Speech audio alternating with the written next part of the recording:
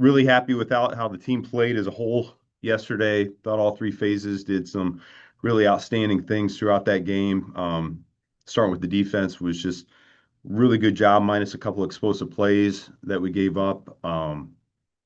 A dominant performance, if you will. And then offense, we were able to find a way to score 31 points. I thought that was really well done. The three takeaways, we ended up with, I think, 17 points off of those takeaways, which was nice. And then special teams played a significant role in that one as well. Kickoff was a weapon. Kickoff return was really good. Punt return were really good for us. Um, and so was pleased with the performance there yesterday, obviously. Uh, got some work ahead of us here. Tough week, short week, and a really good opponent coming in town. So looking forward to getting to work there. So go ahead and open it up.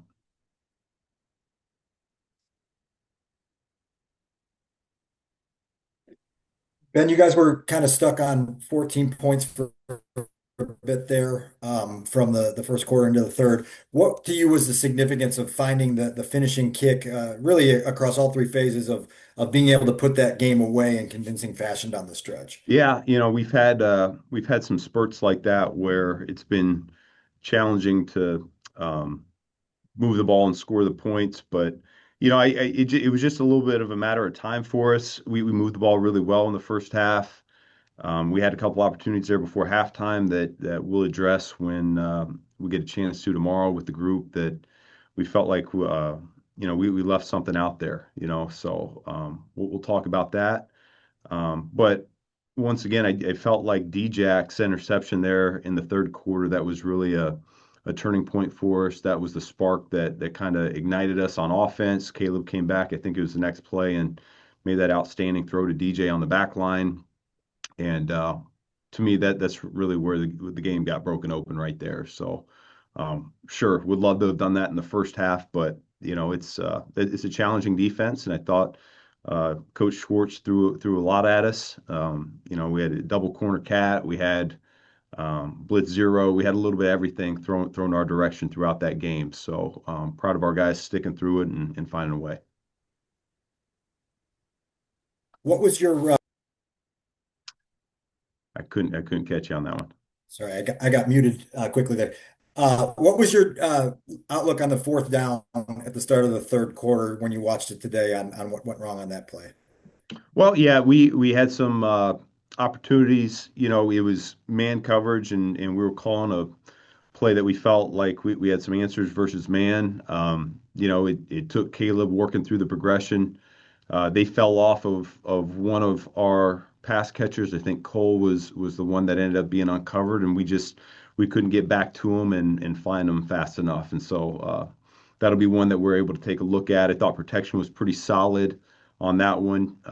We're doing a number there on those defensive ends, just trying to slow them down throughout that game with some of those nudges on the outside, and that was an example of that right there. When you do that, you lose some pass catchers out in your route distribution, and so that was a matter of getting through one, two, three. Cole would have been our fourth option, and we just didn't quite get there fast enough. Ben, on the 40-yard reception to Luther Burden in the middle of the field, is that by design or does Luther sit there and Caleb just finds him? And then a follow-up, is there any update on Luther's ankle today? That was by design. That was a good find by Press Taylor. We felt like going into the week that one could pop based on some of their zone coverages, and sure enough, it did. So good throw by Caleb. He was anticipating that one. Luther had a good run after catch, made it a big play for us. Yeah, his ankles is something we're still working through and talking about. We'll see how this week goes in terms of whether we'll have him available for Saturday night or not. But it's more of a day by day type deal with him.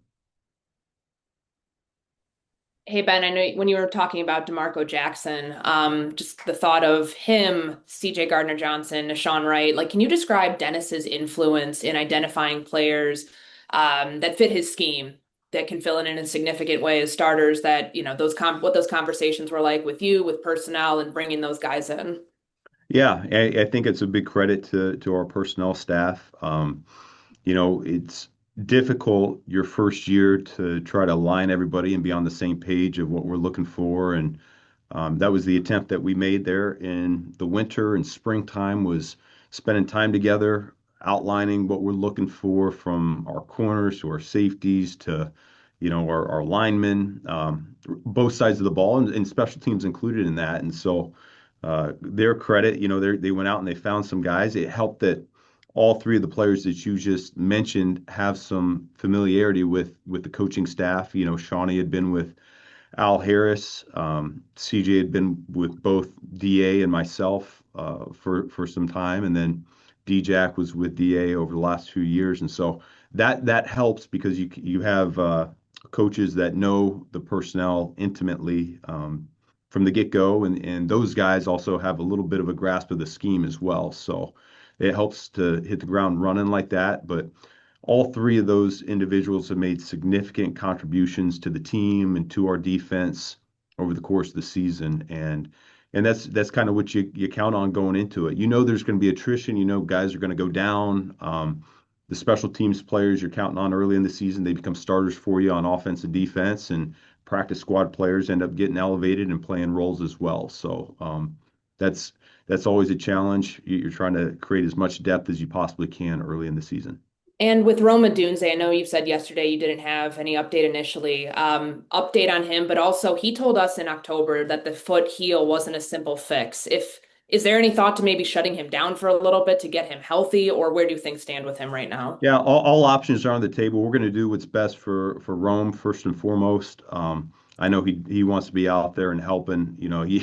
It's hard to tell him no sometimes. He just wants to be out on the field competing and contributing and helping our team win. And so, there may be a case that we got to protect him from himself a little bit just to make sure we get him right and he'll be able to help us down the road. Kevin?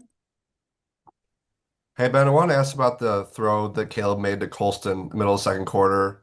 Play action, it was to the Cleveland sideline, kind of floated in there, Colston slide and catch. What did you like about just kind of every element of that play from Caleb to Colston to the line and how it all came together? Yeah, really good protection up front. It always starts there, particularly when you're facing a unit like that gets off the ball like they do. And so, clean pocket. They were in man coverage. Colston got a step on his guy, and Caleb delivered a good ball. That's a tight window when a guy's trailing technique like that, and Caleb was able to get he pulled out the pitching wedge, if you will, and put a little air under it, and Colston went out and made the play. I mean, I think that's kind of where we're at now with Colston is he's such a big body, long target, huge catching radius, and it just seems like he makes catches each week that he's extending for. He does a great job securing that football. I can feel the trust continuing to build between our quarterback and Colston each and every week, and I really think we're just scratching the surface of what Colston's capable of. And Oh, sorry. Go ahead, Kevin. sorry, thanks, Ellie. One more on Caleb. I know the accuracy has been a talking point all year long, and it seemed like it was much better yesterday. Now that you reviewed the film, are there things that you noticed mechanically, or just anything that was really working for Caleb yesterday? Yeah, he was comfortable. He did a great job, and it's a hard thing to do is be comfortable when a pass rush is like that. You know that there's a Miles Garrett gets all the attention, but across the board, they do a great job collapsing that pocket. He has a lot of confidence in his protection unit up front. I thought those guys did a good job. We had a good plan, I thought, and worked to execute it accordingly. So I know we gave up a few sacks, but I always think it starts there when it comes to the quarterback and just he's got to have that confidence in the people out in front of him that he's going to have some time to work through his progression. And he certainly looked that way when you turned on the tape. He's taking the drop. His eyes are in the right spot. I think he kind of he was anticipating what coverages they were going to be in, and that was able to help him speed up his play and get through his progressions a little bit cleaner too. So yeah, I thought it was a good week for him, a step in the right direction. And I told him this afternoon, I said, whatever he ate for breakfast yesterday, we just need to keep doing that on game day from here on out. Go ahead, Herb.